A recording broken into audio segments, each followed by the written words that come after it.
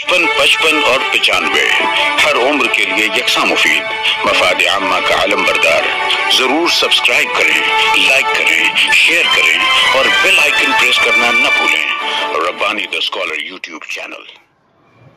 अदारे नस्री अदब की 213वीं नशिस्त में आप मौजूद हैं और अल्हम्दुलिल्लाह एक तकलीफ यहाँ पर पेश की गई तालिब इल्म के उन्वान से, जिस पर आखिरकार तबसरे भी हुए और सभी को यहाँ पर आज़ादी है अपने ख्यालात का इजहार करने के लिए कि उस तकलीफ पर आप क्या सोचते हैं।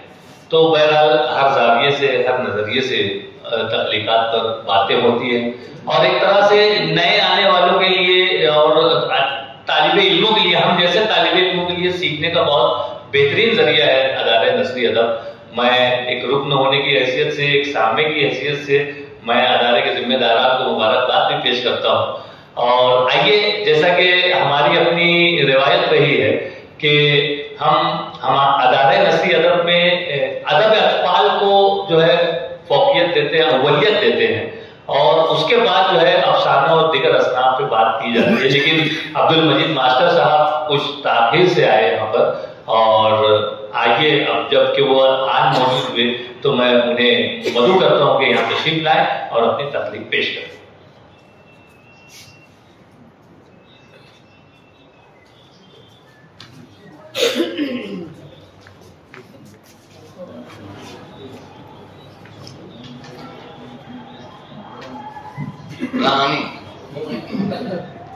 कहानी का उन्वान है मोती की कलाबाजियां।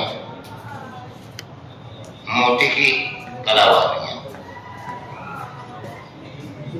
मोती सिंगारिया की सल्तनत का राजा रंगराज आज बहुत खुश था। उसकी सालगिरह का दिन था और पड़ोस के मुल्कों के राजे महाराजे उसके लिए तोहफे ले लेकर आए हुए थे। राजा के महल के सामने बड़ा खूबसूरत बाग था। उस बाग में शामियाना तना हुआ था। बाग को सजाकर दुल्हन बना दिया गया था। मेहमानों के ठहरने का इंतजाम वहीं था। उनका दिल बहलाने के लिए रंग रंग के तमाशे पेश किए जा रहे थे, जिनमें तकरीब रक्स की भी थी। राजा के दरबार की सबसे अच्छी रक्कासा नर्तिका नाम की थी। वो बहुत शानदार रक्स पेश करती थी। सालगिरह की तकरीब के लिए वो भरपूर तैयारी करके आई थी। उसने सालिंदों को भी खूब मालूम करवा दी थी। जब पड़ोस के राजाओं की तरफ से राजा रंगराज को सालगिरह के तोहफे पेश किए जा चुके, तब राजा ने मुस्कुराकर नर्तिका को इशारा किया कि अब वो अपना रक्स पेश करे। फिर जब नर्तिका ने अपनी हमजोलियों के साथ नाचना शुरू किया तो लोग उसका रक्स देखकर मबहूत रह गए। झूम झूम उठे, तालियां बजाने लगे। शामियाने में उसके रक्स पर हंगामा मच गया। नर्तिका ने अपनी नित निराली अदाओं से लोगों के होश उड़ा दिए थे। पड़ोस के मुल्कों से जो आए हुए थे, उन राजाओं और उनके साथियों ने नर्तिका पर अशरफियों की बौछार कर दी। उस एक तकरीब में उसे इतनी दौलत हाथ आई कि वो राधे रात रानी बन गई। राजा रंगराज पर अशरफियों की लड़ियां उछालता चला जा रहा था। उधर राजा की रानी ने अपना सबसे प्यारा हाथ अपने गले से उतारा और उसे नर्तिका की तरफ फेंक दिया। वो मंजर देखकर राजा दमबख्त रह गया कि हमारे खजाने के सबसे कीमती मोती तो उसी हार में पिरोए हुए थे। नौरंग चमकदार दिलावेर मोती। उस वक्त रानी के हाथ का धागा शायद कमजोर हो चुका था, जिससे जैसे ही रानी ने हार फेंका, धागा टूट गया और हार के मोती उसमें से निकल कर इधर उधर बिखर गए।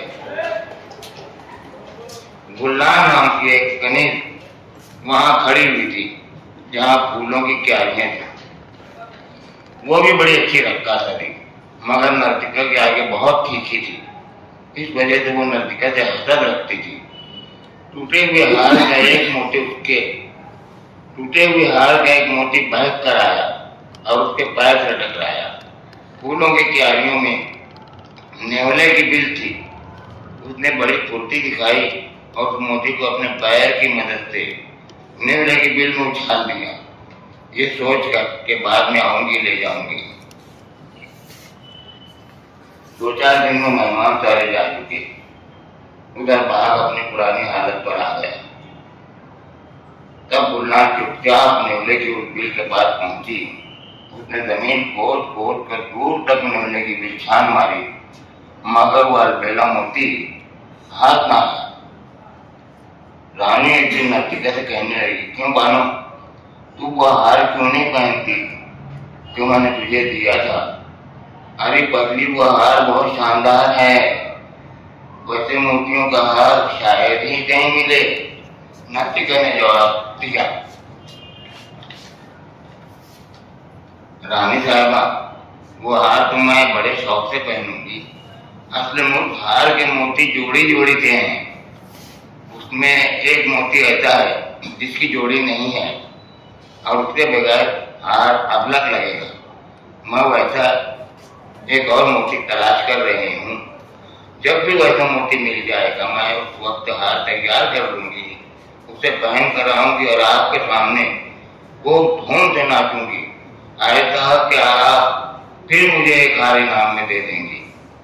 रानी उसकी बात पर हंस पड़ी और हंसते हंसते कहने लगी, खैर जब भी उस मोती की जोड़ हाथ आ जाए मुझे बताना, मैं उसकी कीमत अदा कर दूंगी। गुलनार भी वहीं मौजूद थी। रानी और नर्तिका की गुफ्तगू सुनकर वो पछताने लगी। नर्तिका जब रानी के पास से हटी और वहां से जाने लगी तो जब उसके पीछे हो ली और उसे रोक कर सच सच बतला दिया कि मैंने तेरी हसद में उस मोती को कैसे चुराया और फिर वो मोती कैसे खो गया। नर्तिक बहन, मुझे माफ कर दे, मैं खुद भी वैसा मोती तलाश करूंगी, उसकी तलाश में रात दिन एक कर दूंगी और अगर कहीं मिल गया तो अपने पैसों से उसे खरीदूंगी और लाकर तुझे दूंगी। फिर एक दिन नर्तिका गुलनार से कहने लगी, चलो हम उस नेवले की बिल पूरी खोद कर देखेंगे, बिल का दूसरा सिरा जहां तक भी हो।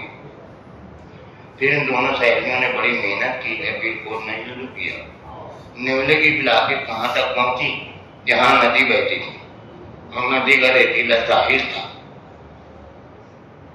ये दोनों हैरान हो गए कि आखिर मोती क्या हुआ होगा। असल मात्रा यूं पेश आया कि सालगिरह के दिन गुलनार ने उस मोती को जैसे ही बिल में उछाला, नेवले के बच्चों ने उस मोती को उचक लिया और वो उसे अंदर ही अंदर लेकर चले जहां बिल का दूसरा सिरा था, यानी नदी का साल।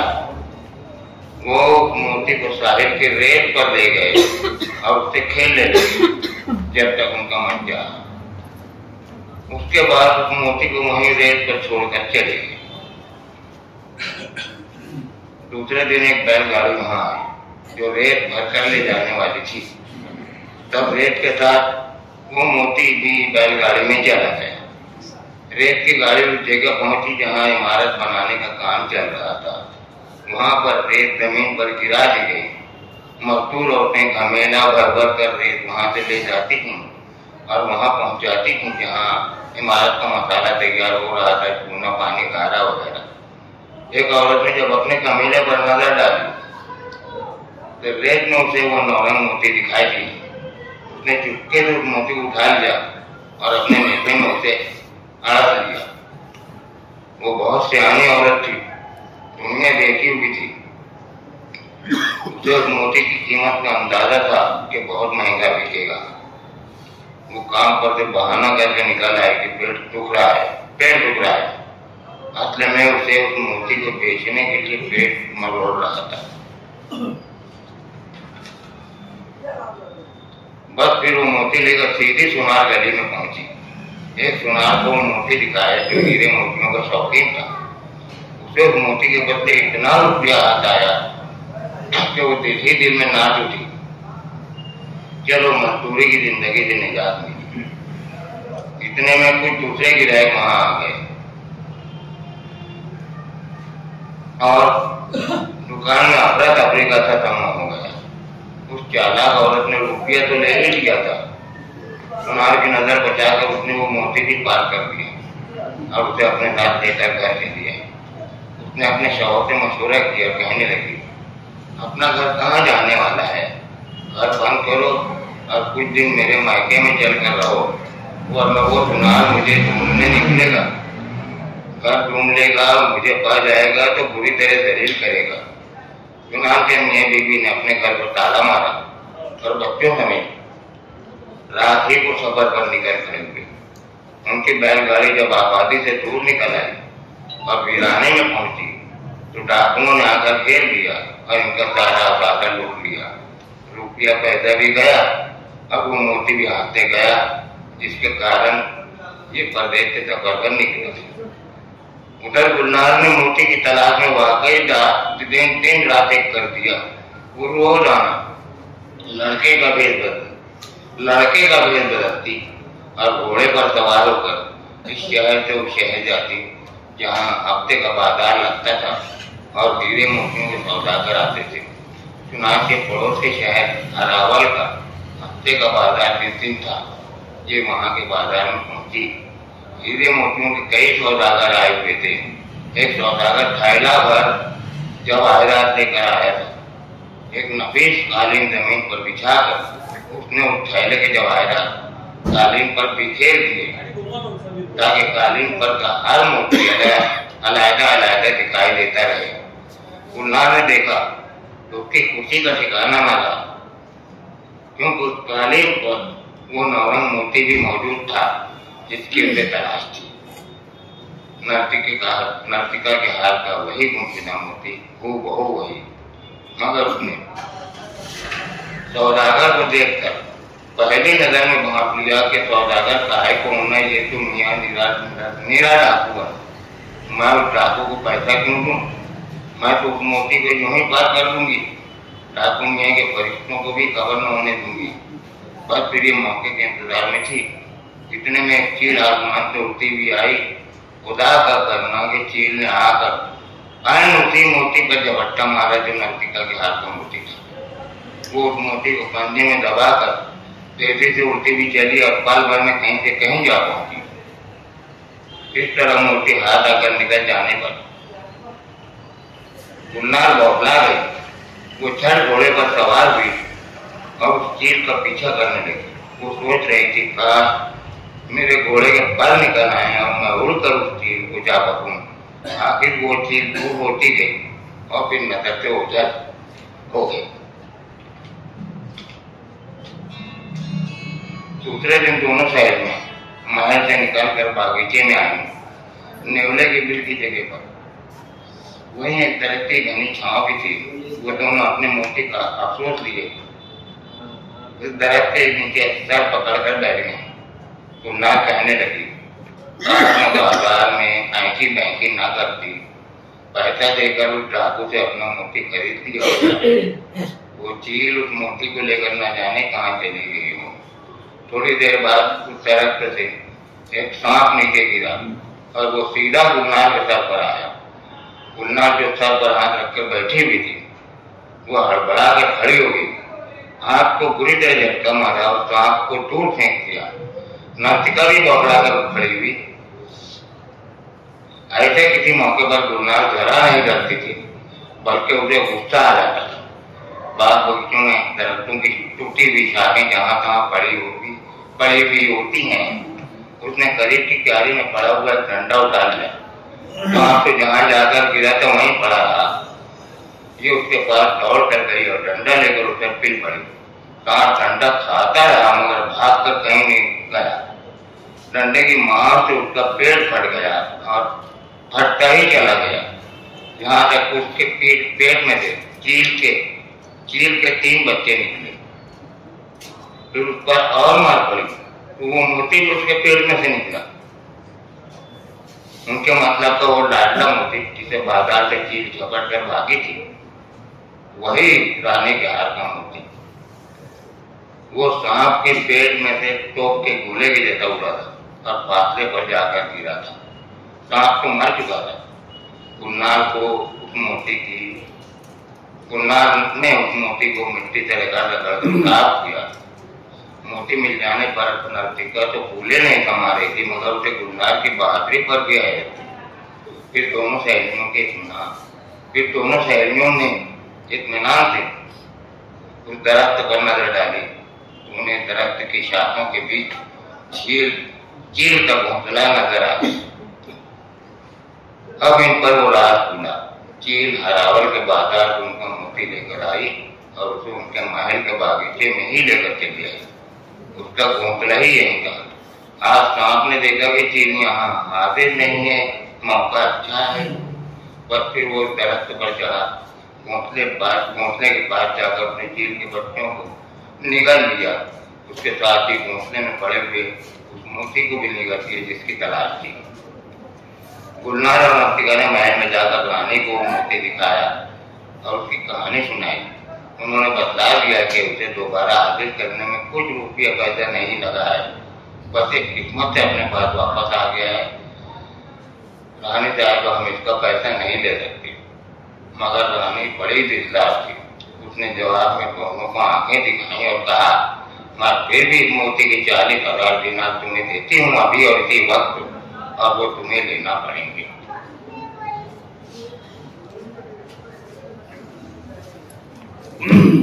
अब्दुल मजीद मास्टर साहब अपनी तकलीफ पेश कर रहे थे। इस पर जो साहबान भी तबसरा करना चाहें उन्हें इजाजत।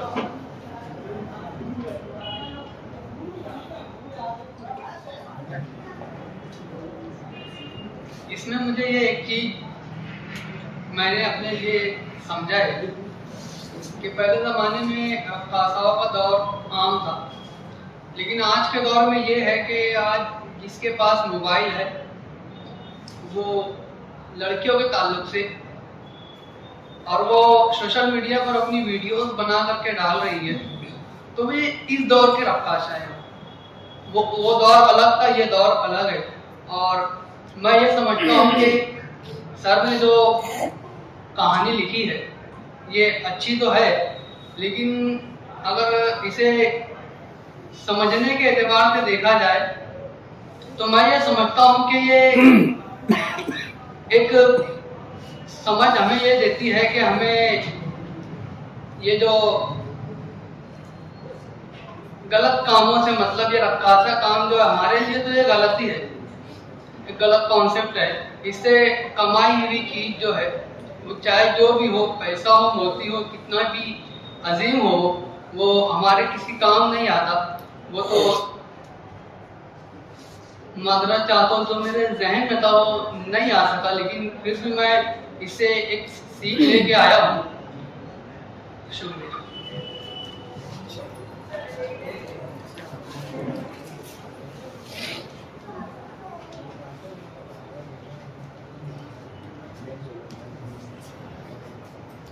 और कोई साहब?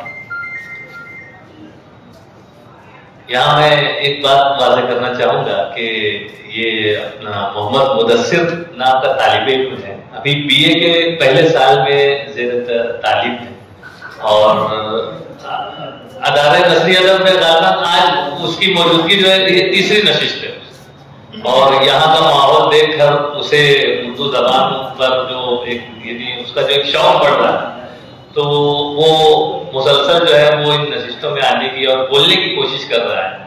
तो बहुत अच्छी कोशिश है, मैं मुदस्सिर की हौसला अफजाई करता हूँ यहाँ पर और उससे गुजारिश करूँगा कि इसी तरह से आते रहें और देखें कि लोग किस तरह बोलते हैं, क्या बोलते हैं, कैसे तबसरा किया जाता है, कैसे किस नुक्ते को यहाँ पर वाज़ेह किया जाता है, तख्लीक कैसे पेश की जाती है। तो लिखने की भी कोशिश करें और अगर अपने कलम से कोई चीज वजूद में आती है तो अपने कुछ असातिज़ा को बताकर जो है उसे भी लाकर यहाँ पर पेश करने की कोशिश करें। और कोई साहब अगर इस पर तबसरा करना चाहे, शफीक मोहसिन साहब आ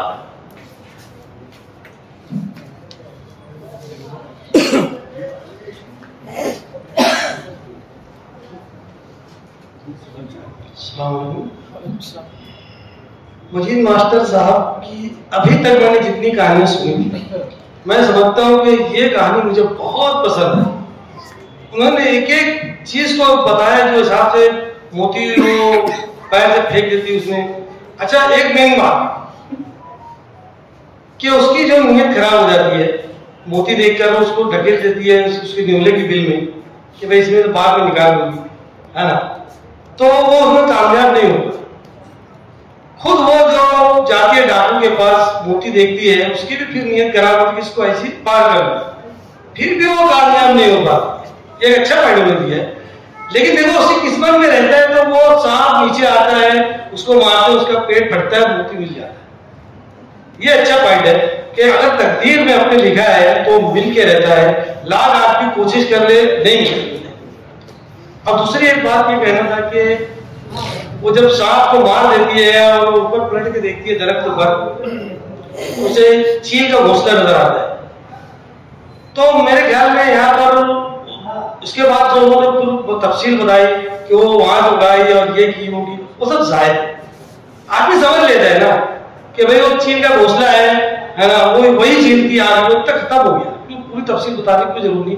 बहरहाल इस बेहतरीन कहानी पर, यह फैंटेसी कहानी है, आज का माहौल का रक्कासा और पिछले माहौल की रक्कासे की कोई इसमें मेल नहीं है। ये एक फैंटेसी कहानी है, बच्चों की कहानी, पुराने दौर की कहानी। आमतौर पर बच्चों को पुरानी ही चीजें अच्छी लगती है। बहुत से कहते हैं कि भाई आज के दौर में वो पुरानी कहां लाते हैं और नई लिखो स्कूल। अरे यार हम लोग भी स्कूल पढ़े हैं, जब स्कूल पढ़ते थे रात दिन वही स्कूल, फिर वैसे कोई भी बच्चों को कहानी सुनाई जाती थी स्कूल के ताल्लुक से, तो यकीन मानो जरा भी हमको अच्छा नहीं लगता, बोर है क्या हुई। तो बच्चों को क्या चाहिए, ऐसी चीज जो उनके उसके दिमाग के बाहर हो, जैसे जिन परी तखय्युलाती, उसमें उनको बहुत इंटरेस्ट। आज भी बच्चों की नफ्सियात वही है। तो मजीद मास्टर जो लिखे हैं बच्चों की कहानी वाकई में बेहतरीन है, मुबारकबाद, बहुत अच्छी है। अल्लाह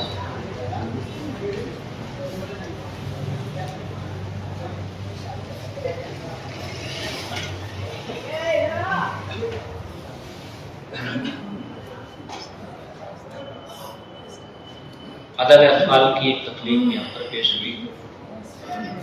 अदद अतफाल की तख्लीकात में मनफी बातों से आमतौर पर बचा जाता है। आमतौर पर क्या बचा जाता है, जबकि यहाँ शुरुआत में ही रक्कासा, रक्स, महफिल रक्स और पूरी मंजर निगारी जो है, ये अदद अतफाल की मुनासबत से कम मैं समझता हूँ कि सही बात नहीं है। ऐसी बातों से बचना चाहिए। मगर एक बात और भी है कि मनफी जज्बात को मस्बित जज्बात में बदलते हुए बहुत अच्छे रंग से आपने पढ़ता है। उसे हसद का जज्बा है, फिर उसे खत्म किया गया और उससे नुकसान हुआ, मगर नुकसान होने के बावजूद भी माफ किया गया। नर्तिका ने उसे माफ किया, फिर दोनों मिलकर चले। तो ये बात बहुत अच्छे कहानी पर आपके यहाँ पर काफी अब तरक्की याफ्ता है। बस ये कुछ बातों पर मजीद गौर करने की जरूरत है। बहरहाल मुबारकबाद पेश करता हूँ कि आपने एक अच्छी कहानी पेश की।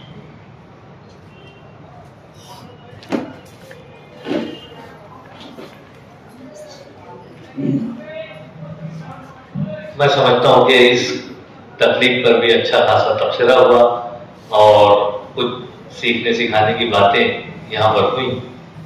जैसा कि अखबार के जरिए से और सोशल मीडिया के जरिए से ये खबर आप तक पहुंची ही थी कि आज की इस नशिस्त में हमारे 3 साहिबान एजाज भी हैं, जिन्होंने अपनी अपनी फील्ड में, अपने अपने शोबे हयात में अपनी एक मुनफरिद और जुदागाना शनाख्त के साथ जो है वो अपने काम को दराज किए हुए हैं। और अगर हम जैसे लोग, हम जैसे अदारे के लोग अगर उनकी पजीराई, उनकी सराहना, उनकी सताइश, उनकी हौसला अफजाई ना करें तो यकीनन बड़ी नासेपासी की बात होगी। हमें ये फख्र होता है कि अदारे नस्री अदब इस मानों में बहुत बेदारी का सबूत देता है। गुज़िश्ता माह की जो नशिस्त थी उसमें हमने ज़हीर कुद्सी साहब और अजमत इकबाल साहब का इस्तेमाल किया था, क्योंकि उन्होंने भी अपने अपने शोबे में जो है कुछ न कुछ मुनफरिद करने की कोशिश की थी और उन्हें कई अदारों ने, कई लोगों ने एजाज और इनाम से नवाजा था। और आज भी हमारे दरमियान जो 3 साहिबान एजाज हैं, तो उनमें मैं सबसे पहले तो चाहूंगा कि हमारे अताउर रहमान नूरी साहब, अताउर रहमान नूरी साहब को गुज़िश्ता दिनों डॉक्टरेट की डिग्री से सरफराज किया और ये डिग्री हासिल करने में आपकी जो मेहनत रही है, आपने जिस तरह से भी कोशिशें की है, वो हजरत शम्स है और गाहे गाहे हम तो उनके बहुत करीब रहा करते हैं। और 95 हर उम्र के लिए यकसा मुफीद मफाद आम्मा का आलम बरदार। जरूर सब्सक्राइब करें, लाइक करें, शेयर करें और बेल आइकन प्रेस करना न भूलें। Rabbani the scholar YouTube channel. Rabbani the scholar YouTube channel इल्मी, अदबी, दीनी, मिल्ली, समाजी, सकाफती, तहजीबी, फलाही, तिब्बी, फन्नी, माशी, तिजारती, माशरती, इंतजामी, इनकलाबी, तहरीकी, तहकीकी, तकनीकी, तफ्तीशी, तामीरी, तालीमी व मालूमाती यूट्यूब चैनल। जरूर सब्सक्राइब करें, लाइक करें, शेयर करें और बेल आइकॉन प्रेस करें। Rabbani the scholar YouTube channel.